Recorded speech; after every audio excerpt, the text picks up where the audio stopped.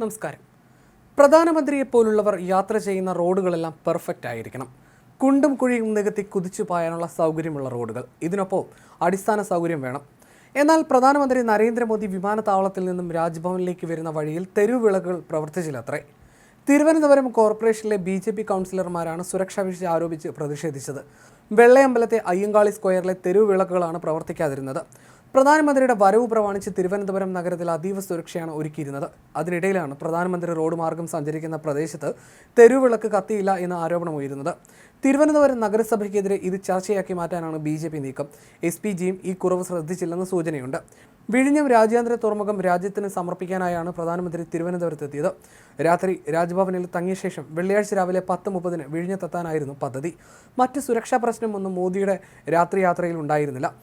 ഒന്നിലേറെ റൂട്ടുകൾ പ്രധാനമന്ത്രിക്കായി കണ്ടുവച്ചിരുന്നു. എന്നാൽ പ്രധാന വഴിയെ തന്നെ മോദി എത്തി. ഇതിനിടയിലാണ് വെളിച്ചമില്ലായ്മ ചർച്ചയായത്. പ്രധാനമന്ത്രി തങ്ങുന്ന രാജ്ഭവന് സമീപമാണ് വെളിച്ചമില്ലാതിരുന്ന അയ്യങ്കാളി സ്ക്വയർ. വിഴിഞ്ഞം അന്താരാഷ്ട്ര തുറമുഖത്തിന്റെ കമ്മീഷനിങ്ങിനായി പ്രധാനമന്ത്രി നരേന്ദ്രമോദി കേരളത്തിലെത്തിയത് വ്യാഴാഴ്ച വൈകിട്ട് 7:50 ശംഖുമുഖം എയർപോർട്ട് ടെക്നിക്കൽ ഏരിയയിലാണ് പ്രധാനമന്ത്രി വന്നിറങ്ങിയത്. രാജ്യത്തെ ആദ്യത്തെ ആഴക്കടൽ ട്രാൻസ്ഷിപ്മെന്റ് തുറമുഖം വെള്ളിയാഴ്ച പകൽ 11 പ്രധാനമന്ത്രി നരേന്ദ്രമോദി നാടിന് സമർപ്പിക്കും. പ്രധാനമന്ത്രിയുടെ സന്ദർശനത്തിനോടനുബന്ധിച്ച് കനത്ത സുരക്ഷയാണ് തലസ്ഥാനത്ത് ഒരുക്കിയിരിക്കുന്നത്. പഹൽഗാം ഭീകരാക്രമണത്തിന്റെ പശ്ചാത്തലത്തിൽ സൈന്യത്തിന്റെയും പോലീസിന്റെയും കനത്ത സുരക്ഷാ വലയത്തിലാണ് തലസ്ഥാനം. പ്രധാനമന്ത്രിക്ക് സുരക്ഷയൊരുക്കുന്ന സ്പെഷ്യൽ പ്രൊട്ടക്ഷൻ ഗ്രൂപ്പും മുതിർന്ന ഉദ്യോഗസ്ഥരും സിറ്റി പോലീസും ചേർന്ന് സുരക്ഷാ ക്രമീകരണങ്ങൾ വിലയിരുത്തുകയും ട്രയൽ റൺ നടത്തുകയും ചെയ്തിരുന്നു. കര, നാവിക, വ്യോമസേനകളും സുരക്ഷയുടെ ഭാഗമായി ഹെലികോപ്റ്റർ ഉപയോഗിച്ചുള്ള നിരീക്ഷണവും തുടരുന്നു. വെള്ളിയാഴ്ച രാവിലെ 10 മണിയോടെ പ്രധാനമന്ത്രി രാജ്ഭവനിൽ നിന്ന് വിഴിഞ്ഞത്തേക്ക് പുറപ്പെടുമെന്നാണ് വിവരം. കാലാവസ്ഥ പ്രതികൂലമാകുന്ന സാഹചര്യമുണ്ടായാൽ പ്രധാനമന്ത്രി റോഡ് മാർഗമാകും വിഴിഞ്ഞത്തേക്ക് എത്തുക. ബുള്ളറ്റ് പ്രൂഫ് കാറിൽ പുറപ്പെടുന്ന പ്രധാനമന്ത്രിക്ക് SPGയുടെയും സിറ്റി പോലീസ് കമ്മീഷണറുടെയും സുരക്ഷാ വലയത്തിലുള്ള വാഹനവ്യൂഹം അകമ്പടി നൽകും. റോഡിന് ഇരുവശവും ബാരിക്കേഡ് ഉണ്ടാകും. വിഴിഞ്ഞം തുറമുഖത്ത് വ്യോമസേന ആകാശ സുരക്ഷ ഒരുക്കുമ്പോൾ സൈനിക കപ്പലുകളും അന്തർവാഹിനിയും ഉപയോഗിച്ച് നാവികസേന സമുദ്ര സുരക്ഷ ശക്തമാക്കും. City police commissioner Thomson Jose, 2 DCPമാർ എന്നിവരുടെ നേതൃത്വത്തിലാണ് കേരള പോലീസ് സുരക്ഷാ വലയം തീർക്കുന്നത്. കടലിലും കരയിലുമായി 4200 പോലീസുകാരെയാണ് നിയോഗിച്ചിട്ടുള്ളത്.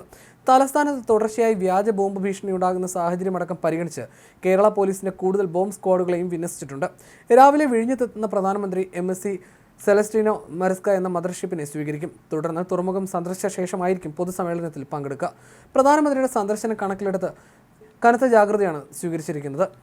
ഉത്സവ പ്രതീതിയിലാണ് വിഴിഞ്ഞം അന്താരാഷ്ട്ര തുറമുഖത്തിന്റെ കമ്മീഷനിംഗ് ചടങ്ങുകൾ നടക്കുക. മുഖ്യമന്ത്രി പിണറായി വിജയൻ, ഗവർണർ രാജേന്ദ്ര വിശ്വനാഥ് ആർലേക്കർ, കേന്ദ്ര തുറമുഖ മന്ത്രി സർബാനന്ദ സോനോവാൾ, കേന്ദ്ര സഹമന്ത്രിമാരായ സുരേഷ് ഗോപി, ജോർജ് കുര്യൻ, സംസ്ഥാന മന്ത്രിമാരായ VN വാസവൻ, സജി ചെറിയാൻ, GR അനിൽ, ഗൗതം അദാനി, കരുൺ അദാനി ഉൾപ്പെടെയുള്ള പ്രമുഖർ പങ്കെടുക്കും.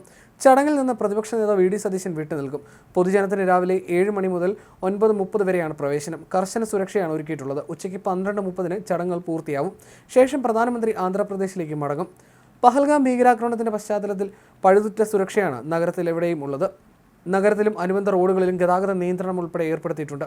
വിഴിഞ്ഞം കമ്മീഷനിംഗ് ചടങ്ങിൽ 10,000-ഓളം പേരാണ് പങ്കെടുക്കുക. ഇവർക്കും പോലീസ് സുരക്ഷാ പാസ് നൽകും. ക്രിസ്ത്യൻ സഭാ നേതാക്കൾ, വിവിധ സാമൂഹ്യ സമുദായ സാംസ്കാരിക സംഘടനാ പ്രവർത്തകർ തുടങ്ങിയവർക്ക് പരിപാടിയിലേക്ക് ക്ഷണമുണ്ട്. 2015 അദാനി ഗ്രൂപ്പുമായി വിഴിഞ്ഞം തുറമുഖ നിർമ്മാണ കരാർ ഒപ്പുവെച്ച് നിർമ്മാണത്തിന് തറക്കല്ലിട്ടത്. 2023 ആദ്യഘട്ടം പൂർത്തിയായി.